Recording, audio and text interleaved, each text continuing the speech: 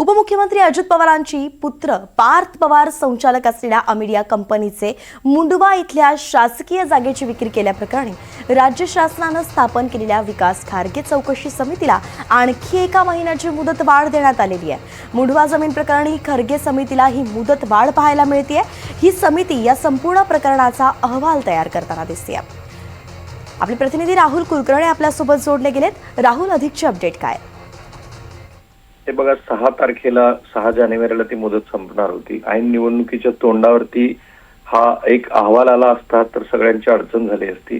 त्यामुळे आधीच चर्चा होती आणि काही समाजसेवकांनी तसे आरोप केले होते की राज्य सरकार पार्थ पवारांची पाठराखण करतंय। नेमकं तसंच झालं, कारण काल दिवसभरात काहीच या संदर्भातली हालचाल नव्हती, पण रात्री मात्र उशिरा राज्य सरकारनं एक सरकारी आदेश जारी केला आणि खारगे समितीला 1 महिन्याची मुदतवाढ दिली। याचा अर्थ असा की गेली 2 महिने खारगे समिती काय करत होती असा जर प्रश्न कोणाला पडला असेल तर त्यांनी काहीच केलं नाही असाही होऊ शकतो। आणि दुसरा अर्थ राजकीय आहे की महानगरपालिकेच्या निवडणुका सुरू असताना तो जर अहवाल आला असता तर मग अडचण झाली असती राष्ट्रवादी काँग्रेसची। पण काही असो, या सगळ्या चौकशी समितीला आता एकूण 3 महिन्याची मुदतवाढ मिळाली असं दिसतं आहे।